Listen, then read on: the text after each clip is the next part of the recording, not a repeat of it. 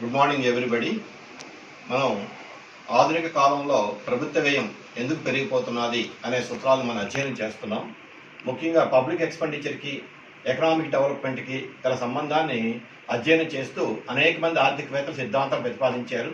అందులో ప్రధానంగా Wagner, Germany ఆర్థికవేత్త యొక్క వాగ్నర్ సూత్రం ఉందని పరిశీలించాం. అదే Wagner's law of increasing state activities. అయితే వాగ్నర్ సూత్రాన్ని కొద్దిగా మెరుగుపరుస్తూ పీకాక్ అండ్ వైజ్మెన్ అనే ఇద్దరు ఆర్థికవేత్తలు కూడా వాగ్నర్ సూత్రాన్ని ఇంగ్లాండ్లో ఎలాగా అప్లికబుల్ అవుతుందో వాళ్ళు పరిశోధించి వాళ్ళు కొత్త విషయాలు కొన్ని చెప్పారు. తర్వాత ఆర్య మస్గ్రేవ్ కూడా ఈ సిద్ధాంతమైన విశేషంగా పరిశీలన చేశాడు. అయితే వాగ్నర్ సూత్రంలో ప్రధానంగా పారిశ్రామికీకరణ ముందు దశ, పారిశ్రామికీకరణ జరుగుతున్న దశ, పారిశ్రామికీకరణ తదనంతరము ఎలా ప్రభుత్వ వ్యయంలో మార్పులు వస్తాయని చెప్తున్నాడు ఆయన. అంటే పారిశ్రామికీకరణ ముందు ఏమిటంటే ప్రభుత్వ వ్యయం తనకు పాత్ర చాలా తక్కువగా ఉంటుందండి. అంటే ప్రభుత్వం పెద్దగా వ్యయం చేయాల్సిన అవసరం లేదని, ప్రైవేట్ రంగం యొక్క ప్రాధాన్యత ఎక్కువగా ఉంటుందని చెప్పుకొచ్చాడు ఆయన. అదే పారిశ్రామికీకరణ జరుగుతునేటప్పుడు మాత్రం ఆర్థిక కార్యకలాపాల్లో ప్రభుత్వం యొక్క పాత్ర విశేషంగా పెరుగుతుంది. కాబట్టి ప్రభుత్వం బాగా వ్యయం చేయాల్సి వస్తుంది, ముఖ్యంగా సాంఘిక ఆర్థిక వ్యవస్థ మూలధనం పైన బాగా ఖర్చు పెట్టాల్సి వస్తుందని చెప్పాడు. తర్వాత పారిశ్రామికీకరణ పూర్తి అయిపోయిన తర్వాత ప్రభుత్వం యొక్క పాత్ర క్రమేణా తగ్గిపోతుందని చెప్పాడు. అయితే ఈ విషయాలన్నీ కూడా కూలంకషంగా అధ్యయనం చేస్తూ పీకాక్ అండ్ వైజ్మెన్ అనే ఇద్దరు ఆర్థికవేత్తలు కూడా దీన్ని కాస్త మెరుగుపరిచి తమ సిద్ధాంతాన్ని రచించారు. అదే ఈ రోజు మన పాఠ్యాంశం. ఒకసారి చూద్దాం. పీకాక్ వైజ్మెన్ పరికల్పన, దీన్నే పీకాక్ అండ్ వైజ్మెన్ హైపోథెసిస్ అంటారు. పీకాక్ వైజ్మెన్ పరికల్పన, పీకాక్ అండ్ వైజ్మెన్ హైపోథెసిస్. వీళ్ళు ఏంటంటే మొదట వాగ్నర్ సిద్ధాంతాన్ని కొద్దిగా విమర్శించారు. ఏమిటా విమర్శ చూద్దాం. వాగ్నర్ ఆర్థిక పరమైన అంశాలకే ప్రాముఖ్యం ఇచ్చి మిగిలిన అంశాలను విస్మరించాడు అన్నారు వీళ్ళిద్దరు కూడా. అంటే మనకి సమాజంలో అనేక రకాల మార్పులు రావడానికి కారణం కేవలం ఆర్థికపరమైన విషయాలు ఒకటే కాదు. సామాజిక మార్పులు ఉంటాయి, రాజకీయపరమైన మార్పులు ఉంటాయి. వీటన్నిటి వల్ల కూడా సమాజంలో మార్పులు వస్తూ ఉంటాయి. కానీ వాగ్నర్ ఏమిటంటే కేవలము ఆర్థిక పరమైన విషయాలకే ప్రాముఖ్యం ఇచ్చి తన సిద్ధాంతాన్ని రూపొందించాడు అని వీళ్ళు ప్రథమ విమర్శ చేశారు.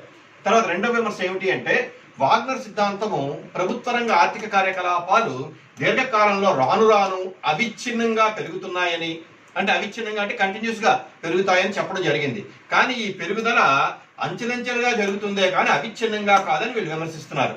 అంటే ఇక్కడ ఈ ప్రభుత్వ రంగ ఆర్థిక కార్యకలాపాలు దీర్ఘకాలంలో అవి అవిచ్ఛిన్నంగా అంటే ఎక్కడ స్టాపేజ్ లేకుండా కంటిన్యూస్ గా పెరిగిపోతాయని వాగ్నర్ భావించాడు. కానీ పీకాక్ వైజ్మెన్ ఏమంటారంటే అట్లా కాదు, ఇది ఆర్థిక కార్యకలాపాల్లో ప్రభుత్వ రంగం యొక్క పాత్ర అంచెలంచెలుగా పెరుగుతుంది, స్టెప్ వైజ్ పెరుగుతుంది తప్పించి అవిచ్ఛిన్నంగా నిరంతరాయంగా జరిగే పని కాదు అని చెప్తారు వీళ్ళు. అదే సిద్ధాంతాన్ని వీళ్ళు మనం మూడు రకాలుగా వివరిస్తున్నారు, చూద్దాం. Peacock and Wiseman examine the empirical validity of Wagner's law in the Great Britain. Peacock and Wiseman examine the empirical validity of Wagner's law in Great Britain. అంటే యునైటెడ్ కింగ్డమ్ అంటే ఇంగ్లాండ్ లో వాగ్నర్ లా ఎంతవరకు నిజమైంది, అంటే Wagner చెప్పినట్టుగా ఏమైనా జరిగిందా లేదా అనే ఎంపిరికల్ డేటాని వీళ్ళు తీసుకొని మొత్తం అధ్యయనం చేశారనమాట. అంటే గణాంకాలని ప్రాతిపదికగా తీసుకుని వీళ్ళు అధ్యయనం చేశారు. వీళ్ళు అధ్యయనం చాలా వరకు నిజమైనట్టుగా తర్వాత ఆర్థికవేత్తలు కూడా ధృవీకరించారు. అవేంటో చూద్దాం. ఇందులో వీళ్ళు ఏం చెప్పారంటే వాగ్నర్ సూత్రాన్ని అనుసరించి ప్రభుత్వ వ్యయం పెరుగుదలకు మూడు కారణాలను పీకాక్ అండ్ వైజ్మెన్ తెలియజేశారు. అంటే మూడు కారణాలు ప్రభుత్వ వ్యయం ఎందుకు పెరిగిపోతుంది, రాను రాను ప్రభుత్వ వ్యయం ఎందుకు పెరిగిపోతుంది, దానికి గల కారణాలు వాగ్నర్ ఇంకోలా చెప్పాడు. ఆయన ఏంటంటే పారిశ్రామికీకరణకు ముందు, పారిశ్రామికీకరణ జరుగుతున్న కాలము, పారిశ్రామికీకరణ తర్వాత అని చెప్పుకొచ్చాడు ఆయన. కానీ వీళ్ళు ఏమిటంటే మరొక కొత్త కోణంలోంచి వీళ్ళు ఆవిష్కరించారు. అదేమిటంటే 1 by 1 చూద్దాం. ఫస్ట్ వన్ ఏంటంటే డిస్ప్లేస్మెంట్ ఎఫెక్ట్, దాన్ని తొలగింపు ఫలితము అంటాం. ఈ తొలగింపు ఫలితాన్ని మనం ఈ రకంగా చూడవచ్చు. In the emergency situation like wars, people are ready to tolerate a high tax burden. In that circumstances the government expenditure is increasing. అంటే ఎమర్జెన్సీ సిచ్యువేషన్స్ ఉంటాయి. ఫర్ ఎగ్జాంపుల్ సడన్ గా వార్ ఎరైజ్ అయింది అనుకుందాం, ఈ శత్రు దేశాలు అంటే రెండు దేశాల మధ్య. అటువంటిప్పుడు ఏంటంటే ప్రజల్లో పేట్రియాటిజం డెవలప్ అవుతుంది. ఆ టైంలో ప్రజలు ప్రభుత్వానికి విరాళాలు విరివిగా ఇస్తారు. అదొకటే కాదు, ప్రభుత్వము అదనంగా ఏమైనా సర్చార్జీలు గట్ట విధించినా వార్ ఎక్స్పెండిచర్ మీట్ అవ్వడానికి ప్రజలు భరించడానికి సిద్ధపడతారు. ఎందుకంటే వాళ్ళు ఒక రకమైన దేశభక్తి ప్రబలుతుంది, తమ దేశాన్ని ఎలాగైనా కాపాడుకోవాలనే ఉద్దేశంతో ఎంత త్యాగం చేయడానికైనా సిద్ధపడతారంటారు వీళ్ళిద్దరు కూడా. అదే చెప్తున్నారు. In the emergency situation like the wars, people are ready to tolerate a high tax burden. అంటే వాళ్ళ యొక్క ట్యాక్సిబుల్ కెపాసిటీకి మించి కూడా వాళ్ళు ట్యాక్స్ బర్డెన్ బేర్ చేయడానికి సిద్ధపడతారు. ఎందుకంటే ఎమర్జెన్సీ సిచ్యువేషన్ లో in the circumstances the government expenditure is increasing. ఆ టైంలో ఏంటంటే ప్రభుత్వం తలకు వ్యయము చాలా పెరిగిపోతూ ఉంటుంది. But it will not be reduced to previous levels even after the end of the war. కానీ ఇక్కడ విచిత్రం ఏమిటి అంటే వార్ టైంలో ప్రజలు తమ యొక్క తాహతుకు మించి తమ శక్తి సామర్థ్యాలకు మించి ప్రభుత్వానికి అధికంగా పన్నులు చెల్లించడానికి సిద్ధపడతారు. మరి వారు ముగిసిపోయిన తర్వాత ప్రభుత్వం ఆ పన్నుల ఒత్తిడి తగ్గిస్తాదా అంటే పన్నుల యొక్క రేటు తగ్గిస్తాదా అని ఆలోచిస్తే అది ఇక్కడ జరగదు అంటారు వీళ్ళిద్దరు. అదే చెప్తున్నాం. But it will not be reduced to previous levels. అంటే ముందు ఏ స్థాయిలో పన్నులు ఉన్నాయో ఆ స్థాయికి తగ్గదట. Even after the end of the war అంటే యుద్ధం ముగిసిపోయిన తర్వాత కూడా ప్రభుత్వము ఏవైతే పన్నుల రేట్లు పెంచిందో ఆ పన్ను రేట్లు అలాగే ఉంచేస్తుంది, మళ్ళీ పాత స్థాయికి మాత్రం తీసుకెళ్లదు.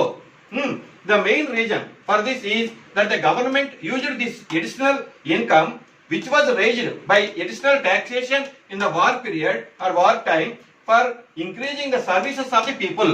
అంటే ఇక్కడ గవర్నమెంట్ ఏం చేస్తుంది, వార్ ముగిసిపోయిన తర్వాత ప్రజలు ఇంతకు ముందు అధికంగా పే చేసిన పనుల మొత్తాన్ని అంటే వాళ్ళ ప్రజలు అలవాటు పడ్డారు కాబట్టి ఆ మొత్తాన్ని అలాగే ఉంచేసి ఆ విధంగా సమకూరిన ద్రవ్యాన్ని దేశంలో ప్రజల యొక్క సేవలకి అంటే ప్రజల యొక్క సేవలను మెరుగుపరచడానికి వాళ్ళకి అనేక రకాల కొత్త కొత్త సౌకర్యాలు అందించడానికి ఖర్చు పెడుతుంది అంటారు ఇక్కడ.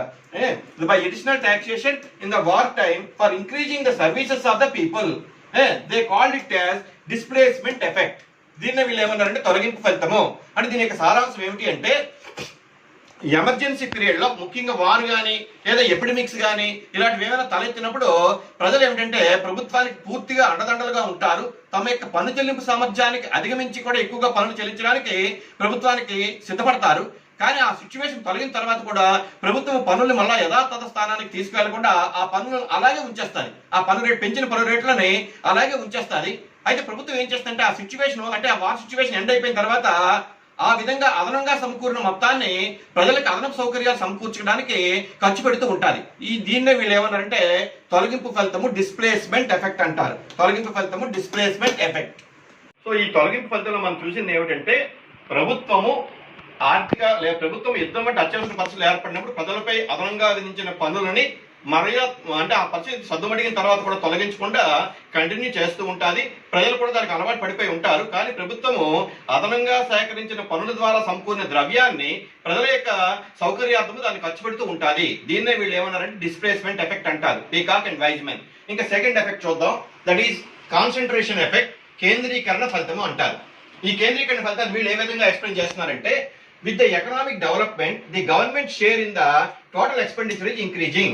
అంటే ఇక్కడ ఏమవుతుందంటే ఆర్థికాభివృద్ధి ప్రక్రియ కొనసాగేటప్పుడు అంటే ఆర్థికాభివృద్ధి ప్రక్రియ ముందుకు వెళ్తున్నప్పుడు ఏమవుతుంది అంటే గవర్నమెంట్ తాలూకా షేర్ అంటే ఆర్థికాభివృద్ధి కార్యక్రమాల ప్రభుత్వం తాలూకా వాటా క్రమేణా పెరుగుతుంది. అంటే ఏంటి ఇక్కడ ప్రభుత్వం తాలూకా వ్యయం పెరుగుతుంది అని అర్థం. దేశంలో ఎప్పుడైతే ఎకనామిక్ డెవలప్మెంట్ ప్రాసెస్ జరుగుతూ ఉంటుందో government share in the total expenditure is increasing. పారిశ్రామికీకరణ జరుగుతున్నప్పుడు ఆర్థిక సాంఘిక వ్యవస్థ మూలధనము economic and social overhead capital పెరగడం వలన ప్రభుత్వ వ్యయం పెరుగుతుంది. ఇక్కడ what is the meaning of economic and social overhead capital చూడాలి మనం. అంటే ఆర్థిక సాంఘిక వ్యవస్థ మూలధనము అంటే అర్థం ఏంటి అంటే దేశంలో ఆర్థిక వ్యవస్థను ముందుకు తీసుకెళ్లడానికి ప్రభుత్వము అవస్థాపన సౌకర్యాలపైన భారీ ఎత్తున ఖర్చు పెట్టాలి. ఏమిటి అవస్థాపన సౌకర్యాలు అంటే రైల్వేలు కానీ లేదా రోడ్లు నిర్మించడం కానీ లేదా నీటిపారుదల ప్రాజెక్టులు కట్టడం కానీ విద్యుత్ శక్తి సదుపాయాలు కల్పించడం కానీ లేదా ప్రజలకి విద్య వైద్య సదుపాయాలు కలిగించడం కానీ ఇవన్నీ కూడా ఏమంటామంటే సోషల్ ఓవర్ హెడ్ క్యాపిటల్ అంటాం మనం. Economic and social overhead capital అది ఏ దేశంలో అయితే ఎక్కువ గణనీయంగా ఉంటుందో ఖచ్చితంగా ఆ దేశంలో అభివృద్ధి బాగా త్వరగా వస్తుంది. మరి ఈ economic and social overhead capital ని ఆ బాధ్యత భుజంపై వేసుకున్నది ఎవరికి అవకాశం ఉంది, ఎందుకు ఆ ప్రభుత్వమే ఆ పని చేయాలి అని ఆలోచిస్తే ప్రైవేట్ వ్యక్తులు ఎప్పుడు కూడా లాభాపేక్షతో ఆ పని చేయడానికి ముందుకు రారు. వాళ్ళు రోడ్డు నిర్మించడానికి కానీ రైల్వేలో డెవలప్ చేయడానికి కానీ ఎందుకంటే ఆ వీటిలో నెట్ రిటర్న్స్ తక్కువగా ఉంటాయి, లాంగ్ టర్మ్ గెస్టేషన్ పీరియడ్ ఉంటుంది. అంచేది ఏంటంటే ఈ economic and social overhead capital ని అభివృద్ధి పరచాలి. ఎందుకంటే ముఖ్యంగా పారిశ్రామికీకరణ జరిగేటప్పుడు తప్పనిసరిగా ప్రభుత్వం ఆ బాధ్యత తన భుజస్కంధాలపైన వేసుకోవాలి. కాబట్టి తప్పనిసరిగా ప్రభుత్వం భారీ ఎత్తున ఖర్చు పెట్టాల్సిన అవసరం ఉంది. కాబట్టి ప్రభుత్వ వ్యయం పెరుగుతుంది. అదే చెప్తాను ఇక్కడ economic and social overhead capital ఎప్పుడైతే పెరుగుతుందో అప్పుడు ప్రభుత్వ వ్యయం పెరుగుతుంది. అయితే ఇది ఎప్పుడు జరుగుతుంది? దేశంలో పారిశ్రామికీకరణ ప్రక్రియ బాగా కొనసాగేటప్పుడు ఇండస్ట్రియలైజేషన్ ప్రాసెస్ ఎప్పుడు జరుగుతున్నదో ఆటోమేటిక్ గా economic and social overhead capital పైన ప్రభుత్వం భారీ ఎత్తున ఖర్చు పెట్టక తప్పదు. తర్వాత Peacock and Wiseman called it as concentration effect. ఆర్థికాలు జరుగుతున్న ప్రభుత్వ వ్యయాలు ఎక్కువగా అభివృద్ధి కార్యకలాపాలపై కేంద్రీకృతం అవుతాయి. ఎందుకంటే అభివృద్ధి కార్యకలాపాలు దేశంలో అనేక ప్రాంతాలను అభివృద్ధి పరచడం కానీ లేదా వెనకబడిన ప్రాంతాలను అభివృద్ధి చేయడం కానీ ఇలాంటివన్నీ జరుగుతూ ఉంటాయి. అలా జరిగినప్పుడు ఏమవుతుందంటే ప్రభుత్వం ఆటోమేటిక్ గా పెరుగుతుంది. ఫర్ ఎగ్జాంపుల్ చూద్దాం, ఎప్పుడైతే అభివృద్ధి జరుగుతుందో ఇక్కడ ఆర్థిక అసమానతలు పెరుగుతూ ఉంటాయి. ఇది వరకే మీకు చెప్పాను నేను, సైమన్ కుజినిట్స్ తాలూకా ఇన్వర్టెడ్ యూ హైపోథిసిస్ అని. ఆర్థికాభివృద్ధి ప్రక్రియ కొనసాగేటప్పుడు ఏమవుతుందంటే అసమానతలు ఇలా పెరిగి ఆర్థిక వ్యవస్థ పూర్తిగా అభివృద్ధి చెందిన మళ్ళీ అసమానత గ్రాడ్యువల్ గా తగ్గుతూ ఉంటాయి. అది అందరికీ తెలిసిన సిద్ధాంతమే, సైమన్ కుజినిట్స్ తాలూకా ఇన్వర్టెడ్ యూ హైపోథిసిస్. అయితే అక్కడ ఏమవుతుందంటే ఆర్థిక వ్యవస్థలో ఎప్పుడైతే పారిశ్రామికీకరణ జరుగుతుందో ఆర్థికాభివృద్ధి ప్రక్రియ ముందుకు వెళ్తూ ఉంటుందో ఆటోమేటిక్ గా ఏమవుతుంది అంటే అసమానతలు కూడా పెరుగుతూ ఉంటాయి. మరి భారతదేశం వంటి దేశాల్లో ప్రభుత్వం ఒక లక్ష్యం ఉంది రాజ్యాంగ పరంగా. ఏమిటో లక్ష్యం అంటే సమాజ స్థాపన, సోషలిస్ట్ ప్యాటర్న్ ఆఫ్ సొసైటీ. మరి అది సాధించాలి అంటే ఖచ్చితంగా అసమానత నిర్మూలించాలి. మరి అసమానత నిర్మూలించాలి అంటే అసమానత నిర్మూలన కోసం ప్రభుత్వం భారీగా ఖర్చు పెట్టక తప్పదు. ఫర్ ఎగ్జాంపుల్ తీసుకుందాం, ఇది ప్రాంతీయ అసమానతలు ఉన్నాయనుకుందాం. అంటే దేశంలో కొన్ని రాష్ట్రాలు బాగా అభివృద్ధి చెంది కొన్ని రాష్ట్రాలు వెనకబడిపోవడం కానీ, లేదా ఒకే రాష్ట్రంలో కొన్ని ప్రాంతాలు అంటే కొన్ని జిల్లాలు అభివృద్ధి చెంది మరికొన్ని జిల్లాలు వెనకబడిపోవడం జరిగింది అనుకుందాం. ఉదాహరణకు మన ఆంధ్రప్రదేశ్ తీసుకుంటే ఉత్తర కోస్తా బాగా వెనకబడి ఉంది వెన్ కంపేర్ టు ద దక్షిణ కోస్తా. అటువంటిప్పుడు ఏమవుతుందంటే ఆటోమేటిక్ గా ఉత్తర కోస్తాలో అభివృద్ధి కార్యక్రమాలు చేపట్టడానికి ప్రభుత్వం భారీ ఎత్తున ఖర్చు పెట్టక తప్పదు. అంటే ఏ ప్రాంతం అయితే పారిశ్రామికంగా వెనకబడి ఉంటుందో, ఆర్థికంగా వెనకబడి ఉంటుందో ఆ ప్రాంతంలో ప్రజలకు జీవన ప్రమాణాలు పెంచడానికి ప్రభుత్వాలు అనేక రకాల పథకాలు ప్రకటిస్తూ ఉంటాయి, ట్యాక్స్ హాలిడేస్ ప్రకటిస్తూ ఉంటాయి, లేదా అక్కడ పెట్టే ప్రైవేట్ పెట్టుబడిదారులు ఏమైనా పెట్టుబడులు పెడితే వాళ్ళకి అనేక రకాల రాయితీలు ఇస్తూ ఉంటాయి. మరి ఇవన్నీ ఎప్పుడైతే చేస్తూ ఉంటుందో ఆటోమేటిక్ గా ప్రభుత్వం పైన భారం పెరుగుతుంది, ప్రభుత్వం వ్యయం కూడా పెరిగిపోతూ ఉంటుంది. సో ఈ ఆర్థిక అసమానతలు పెరుగుతూ ఉంటాయి కాబట్టి ఆర్థిక అసమానతలు నిర్మూలించడానికి ప్రభుత్వం అనేక రకాల బహుముఖ వ్యూహాలు కూడా అవలంబిస్తూ ఉంటాయి. ఉదాహరణ మన ఇండియా తీసుకుంటే, మన ఇండియాలో ఏమిటంటే రాజ్యాంగం తయారైనప్పుడే మన గవర్నమెంట్ చెప్పింది ఏమిటంటే సమాజంలో సామాజిక అసమానతలు ఉన్నాయి, ఆర్థిక అసమానతలు కూడా ఉన్నాయి. మరి సామాజిక అసమానతలు అంటే ఉదాహరణకు ఓసీ, బీసీ, ఎస్సీ, ఎస్టీలో ఉన్నాయి. అటువంటిప్పుడు ఏంటంటే SC, ST, down trodden sections people మనం డెవలప్ చేయాలంటే ప్రభుత్వం ఏమైనా రాజ్యాంగ పరంగా వీరికి రక్షణ కల్పించాలి. రక్షణ కల్పించాలి అంటే వాళ్ళు ఉన్నత వర్గాలతో పోటీ పడలేరు కాబట్టి వాళ్ళకి మనం రిజర్వేషన్ కల్పించాలని ప్రభుత్వం చేపట్టింది. అది రాజకీయపరమైన కార్యకలాపమే కావచ్చు. కానీ వీళ్ళకి ఏం చేస్తారంటే గవర్నమెంట్ వీళ్ళని ఆదుకోవడానికి ఆ ఎస్సీ, ఎస్టీ పీపుల్ వాళ్ళకి బలహీన వర్గాలకి గృహాలు నిర్మించడం కానీ, లేదా వాళ్ళకి స్కాలర్షిప్, ఆ పిల్లలకి స్కాలర్షిప్లు ఇవ్వడం కానీ, ఇలాగ అనేక రకాల పథకాలు ప్రవేశపెడుతూ ఉంటాయి. ఆటోమేటిక్ గా ఈ పథకాల వల్ల ప్రభుత్వం పైన వ్యయం పెరుగుతూ ఉంటుంది.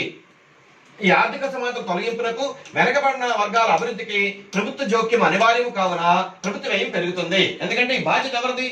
ప్రైవేట్ వ్యక్తులకు సంబంధం లేదు. మన ఇండియాలో తీసుకుంటే ఏ ప్రైవేట్ సెక్టర్ లో కూడా రిజర్వేషన్ ప్రకారం ఎవడు ఉద్యోగాలు ఇవ్వడు.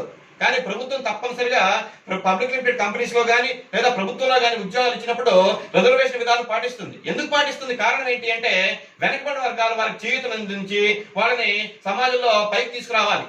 అంచేత ఇలాంటి ఎప్పుడైతే పెట్టుకుంటారో ఆటోమేటిక్ గా ప్రభుత్వం పైన భారం పెరిగిపోతుంది. అంటే ప్రాంతీయ అసమానత నిర్మూలన కోసం కానీ, వైదిక అసమానత నిర్మూలన కోసం కానీ, వివిధ రంగాల మధ్య అసమానత నిర్మూలన కోసం కానీ ప్రభుత్వం భారీ ఎత్తున ఖర్చు పెట్టక తప్పదు. ఫర్ ఎగ్జాంపుల్ చూద్దాం, మన ఇండియాలో ఇండస్ట్రియల్ సెక్టర్ తో పోలిస్తే అగ్రికల్చర్ సెక్టర్ బాగా బ్యాక్వర్డ్. మరి వ్యవసాయ రంగంలో ప్రభుత్వం ఏం చేస్తుంది?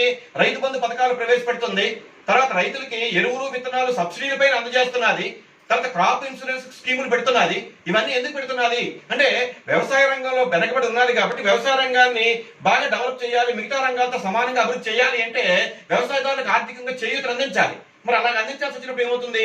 ఆటోమేటిక్ గా ప్రభుత్వం పైన భారం పెరిగిపోతుంది. కాబట్టి ఈ రెండవ దశలో ఎలా అవుతుందంటే ఈ కేంద్రీకరణ ఫలితం వల్ల ప్రభుత్వం పైన బాగా ఒత్తిడి పెరుగుతుంది. ఆ ఒత్తిడి తట్టుకోవడం కోసం ప్రభుత్వం తప్పనిసరిగా వ్యయం చేయక తప్పదు. దీన్నే పీకాక్ అండ్ వైజ్మన్ ఏమన్నారంటే కాన్సన్ట్రేషన్ ఎఫెక్ట్, కేంద్రీకరణ ఫలితము అన్నారు. ఇంకా మూడో దాన్ని చూద్దాం. దీన్నే విమర్శనా ఫలితము, ఇన్స్పెక్షన్ ఎఫెక్ట్ అంటారు. విమర్శనా ఫలితము, inspection effect. In the emergency situations people recognize new problems which were neglected in the past. ఇది చాలా సీరియస్ గా తీసుకోవాల్సిన విషయం. మనం ఎప్పుడంటే ఏదైనా విషయాలు మనం ఎప్పుడు గుర్తిస్తాము అంటే ఎమర్జెన్సీ సిచ్యువేషన్ వచ్చినప్పుడు గుర్తిస్తాం మనం. ఫర్ ఎగ్జాంపుల్ ఇప్పుడు చూద్దాం, ఇప్పుడు ఎప్పుడైతే కరోనా విజృంభిస్తుందో ఇప్పుడు ప్రపంచంలోని అన్ని దేశాలు కూడా కరోనాకి వ్యాక్సిన్ తయారు చేయడానికి అనేక రకాల ప్రయత్నాలు మొదలుపెట్టాయి. అదే కాకుండా వలస కార్మికులు ఎలా ఆదుకోవాలి, లేదా ఆర్థికాభివృద్ధి కార్యక్రమాలు ఎలా పునరుద్ధరించాలి, ఇవన్నీ ఇప్పుడు మనం ఆలోచిస్తున్నాము. అంటే ఇలాంటివి ఇంత ముందు లేవా ఈ సమస్యలు అంటే ఉన్నాయి, కానీ ఇప్పుడు ఆ సమస్యలకి రికగ్నిషన్ ఎక్కువ వస్తుంది. ఇవాళ మనం ఏ పేపర్ చూసినా వలస కార్మికులు వాళ్ళందరూ పాప కాలినడకన వచ్చేస్తున్నారు, ఇవన్నీ వస్తున్నాయి మనకి. మరి ఇలాంటి పరిస్థితులు ఎప్పుడు వస్తాయి? In the emergency situations people recognise new problems which were neglected in the past. ఇంత ముందు ఏవైతే సమస్యలు అని వాళ్ళు అనుకోలేదో ఇప్పుడు ఆ సమస్యలన్నీ కూడా గుర్తిస్తూ ఉంటారు. చూద్దాం. The government should find methods for clarifying these problems. కాబట్టి ప్రభుత్వం ఏం చేయాలి? ఎప్పుడైతే కొత్త కొత్త ప్రాబ్లమ్స్ ఐడెంటిఫై చేస్తున్నారో ప్రజలు కానీ ప్రభుత్వం కానీ తప్పనిసరిగా ఈ ప్రాబ్లమ్స్ కి క్లారిఫికేషన్ చూడాలి, వాటిని ఎలా సాల్వ్ చేయాలి అని. As a result of this, the government expenditure is increasing. ఎప్పుడైతే కొత్త కొత్త సమస్యలు పుట్టుకొస్తున్నాయో ఆ సమస్యలకు పరిష్కార మార్గాలు అన్వేషించాలంటే వాటిపైన ఖర్చు పెట్టాలి. కాబట్టి ప్రభుత్వం పైన భారం బాగా పెరిగిపోతుంది. For example environmental pollution. ఒక విషయం చూద్దాం. దేశంలో పారిశ్రామికీకరణ జరిగేటప్పుడు ఆటోమేటిక్గా ఎన్విరాన్మెంటల్ పొల్యూషన్ పెరుగుతున్నది. వాయు కాలుష్యం కానీ లేదా ధ్వని కాలుష్యం కానీ ఇవన్నీ పెరుగుతున్నాయి. అన్నప్పుడు ఏమవుతుందంటే ఎప్పుడైతే పారిశ్రామికీకరణ జరుగుతున్నదో ఆటోమేటిక్ గా మనకి ఎన్విరాన్మెంట్ పొల్యూషన్ అనే సమస్య గుర్తుకొస్తున్నది. ఇప్పుడు మనం ఏం చేస్తున్నాం? ఎలాగ ఎన్విరాన్మెంట్ ని పొల్యూట్ కాకుండా చూసుకోవాలి, దానికి ఏ విధంగా మనం గ్రీనరీ డెవలప్ చేయాలి. దీనికి ఈ మధ్య కొత్త కాన్సెప్ట్ వచ్చింది, కార్పొరేట్ సోషల్ రెస్పాన్సిబిలిటీ అని. ఇందులో ఏం చెప్తారంటే ప్రతి పారిశ్రామిక సంస్థ కూడా తనకు వచ్చే లాభాల్లో కొంత భాగాన్ని పర్యావరణాన్ని కాపాడడానికి ఖర్చు పెట్టాలి అంటుంది. మన విశాఖ స్టీల్ ప్లాంట్ కూడా కొంత భాగాన్ని ఖర్చు పెడుతుంది. అయితే నేను చెప్పేది ఏమిటి అంటే ఇటువంటి ఎన్విరాన్మెంట్ ప్రాబ్లమ్స్ ఎందుకు వచ్చాయి, ఎందుకు గుర్తించే నిర్ణయాలు లేవా అంటే ఎప్పుడైతే మనకి ఎమర్జెన్సీ సిచ్యువేషన్ వస్తున్నాయో అప్పుడు గుర్తిస్తాం మనం. ఫర్ ఎగ్జాంపుల్ ఈ మధ్యనే మనకి గోపాలపట్నం ఏరియాలో ఈ బ్లాస్టింగ్ గ్యాస్ లీక్ అయినప్పుడు ఏమైందంటే కొత్త కొత్త ప్రాబ్లమ్స్ అన్ని ఇప్పుడు కలిపి బయటకు వచ్చాయి.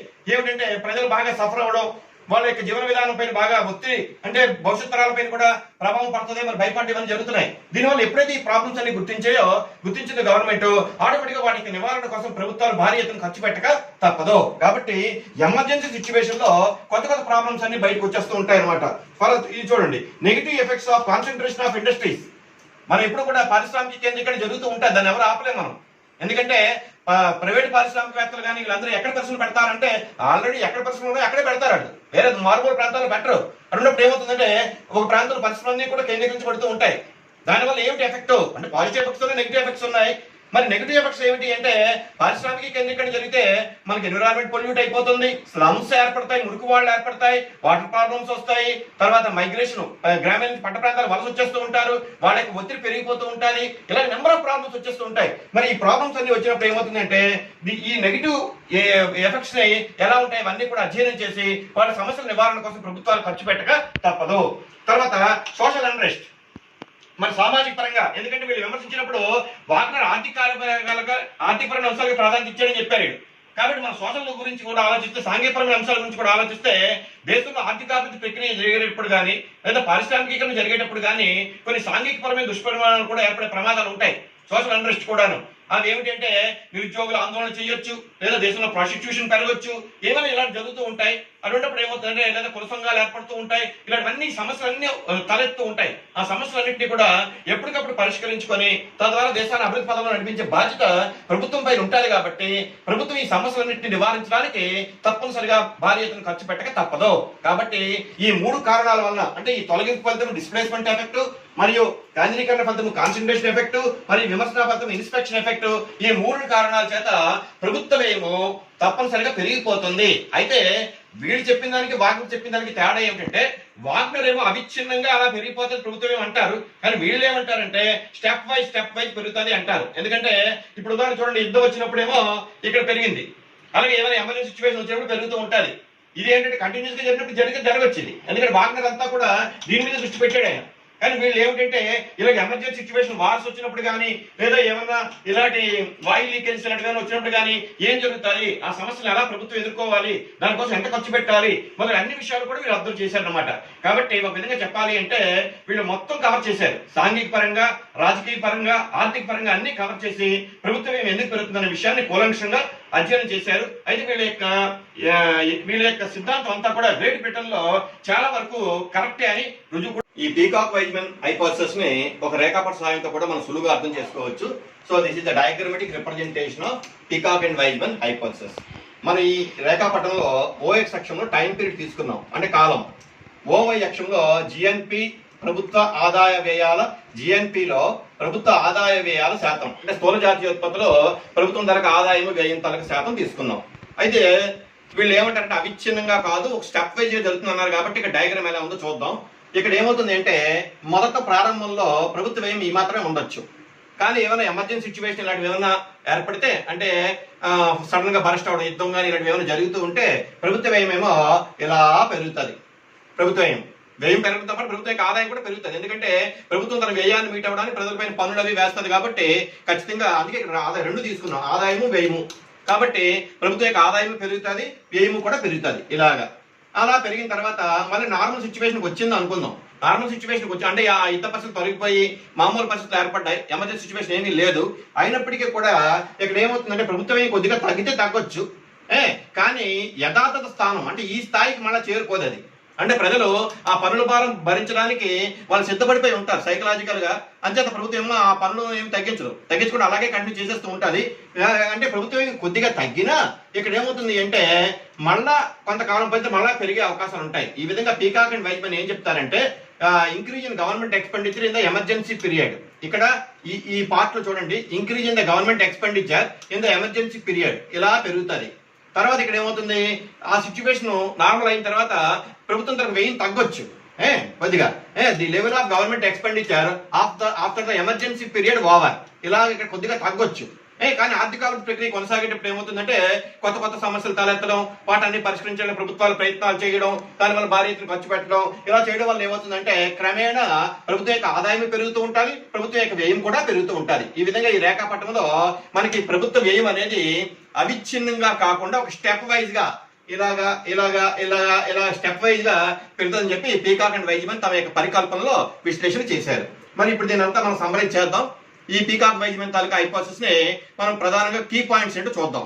ఈ key points in Peacock Wiseman hypothesis, first one displacement effect లో వాళ్ళు ఏం చెప్తున్నారు, ప్రభుత్వ రంగ సాపేక్ష వృద్ధి మెట్ల మాదిరిగా ఉంటుంది, స్టెప్ వైజ్. మనం మెట్ల దగ్గర చూస్తూ ఉంటాం, వన్ బై వన్ ఇలాగా. అంటే ప్రభుత్వ రంగం యొక్క సాపేక్షిక వృద్ధి ఒక ఇలా స్ట్రైట్ ఇలా వెళ్ళిపోకుండా ఏమంటారు స్టెప్ వైజ్ గా ఉంటుంది అని చెప్పారు. అదే ఆ విషయాన్ని డిస్ప్లేస్మెంట్ ఎఫెక్ట్ లో వీళ్ళు ప్రూవ్ చేశారు. తర్వాత రెండోది ఏంటి, ఇన్స్పెక్షన్ ఎఫెక్ట్. దీనిలో వీళ్ళు ఏం చెప్తారంటే అత్యవసర పరిస్థితులు ఏర్పడినప్పుడు కొత్త సమస్యలు గుర్తించడం, వాటికి పరిష్కార మార్గాలు కనుగొనడం. ఏమైనా ఎమర్జెన్సీ సిచ్యువేషన్ లో అత్యవసర పరిస్థితులు ఏమైనా ఏర్పడితే కొత్త సమస్యలు ఎలా పుట్టుకొస్తాయి, వాటికి ఎలా పరిష్కార మార్గాలు చూపించాలి, దానికోసం ప్రభుత్వాల ఆదాయాలు ఎలా సమకూర్చుకోవాలి, ఎలా ఖర్చు పెట్టాలి, అవన్నీ విషయాలు కూడా వీళ్ళు ఇన్స్పెక్షన్ ఎఫెక్ట్ లో చూపించారు. తర్వాత కాన్సన్ట్రేషన్ ఎఫెక్ట్. ఇందులో వీళ్ళు ఏం చెప్తున్నారంటే ఆర్థికాభివృద్ధితో పాటు ప్రభుత్వ రంగంలో కేంద్ర ప్రభుత్వం యొక్క వాటా రాను పెరుగుతుంది అంటారు. ఎందుకంటే ఆర్థికాభివృద్ధి ప్రక్రియ కొనసాగేటప్పుడు ప్రభుత్వం యొక్క వాటా క్రమేణా పెరుగుతూ ఉంటుంది, అది సహజం. అది ఎందుకు పెరుగుతూ ఉంటుందంటే ప్రైవేటు వ్యక్తులు అన్ని కార్యకలాపాలు చేపట్టడానికి ముందుకు రారు కాబట్టి దేశాన్ని అభివృద్ధి పథంలో నడిపించాలంటే ప్రభుత్వము తన బాధ్యతను తన భుజస్కంధాలపైన వేసుకోవాలి. ఇందాక మీకు అదే విషయం చెప్పాను నేను. Economic and social overhead capital విషయంలో ప్రభుత్వం తప్పనిసరిగా ఆ బాధ్యతను భుజాల పైన వేసుకోవాలి. అంటే దేశంలో రోడ్లు కానీ, రైల్వేలు కానీ, విమానయానం కానీ, నౌకాయానం కానీ, విద్యుత్ శక్తి కానీ, రైల్వే రవాణా కానీ, లేకపోతే ప్రజలకు విద్యా సౌకర్యాలు కానీ, వైద్య సదుపాయాలు కానీ, లేదా వాటిపైన పరిశోధన చేయడం కానీ, ఇలాంటివన్నీ కూడా గవర్నమెంట్ తన భుజస్కంధాలపైన వేసుకోక తప్పదు. కాబట్టి ఈ విషయాన్ని అదే చెప్తున్నారు. ఆర్థికాభివృద్ధితో పాటు ప్రభుత్వ రంగంలో కేంద్ర ప్రభుత్వం యొక్క వాటా రాను పెరుగుతుంది. ఈ విధంగా వీళ్ళు ఏం చెప్పారంటే తమ యొక్క హైపోథసిస్ లో డిస్ప్లేస్మెంట్ ఎఫెక్ట్ మరియు ఇన్స్పెక్షన్ ఎఫెక్ట్ మరియు కాన్సన్ట్రేషన్ ఎఫెక్ట్, ఈ మూడు ఎఫెక్ట్స్ ద్వారా ప్రభుత్వ రంగం తాలూకా వ్యయము ఒక స్టెప్ వైజ్ గా పెరుగుతుంది అనే విషయాన్ని వీళ్ళు చెప్పారు. అయితే మనం నెక్స్ట్ పార్ట్లో ఏం చేస్తామంటే భారతదేశం వంటి అభివృద్ధి చెందుతున్న దేశాల్లో ప్రభుత్వ రంగంలో వ్యయం ఎందుకు పెరుగుతుంది, what are the reasons for increasing public expenditure అది చూద్దాం. అంటే దానికి చాలా కారణాలు ఉంటాయి. బాగా చెప్పిన కారణాలు ఉంటాయి, లేదా పీకాక్ వైజ్మన్ చెప్పిన కారణాలు ఉంటాయి. ఇవే కాకుండా అనేక ఇతరత్ర అంశాలు కూడా ఉంటాయి. వీటన్నిటి వల్ల భారతదేశం వంటి సమాఖ్య రాజ్యాల్లో ప్రభుత్వ వ్యయము ఏ విధంగా పెరుగుతుంది, ఆ ప్రభుత్వ వ్యయం తట్టుకోవడానికి ప్రభుత్వం ఏం చేస్తుంది అనే విషయాలు తర్వాత పాఠ్యాంశాలు విద్యార్థులకి వివరిస్తాం.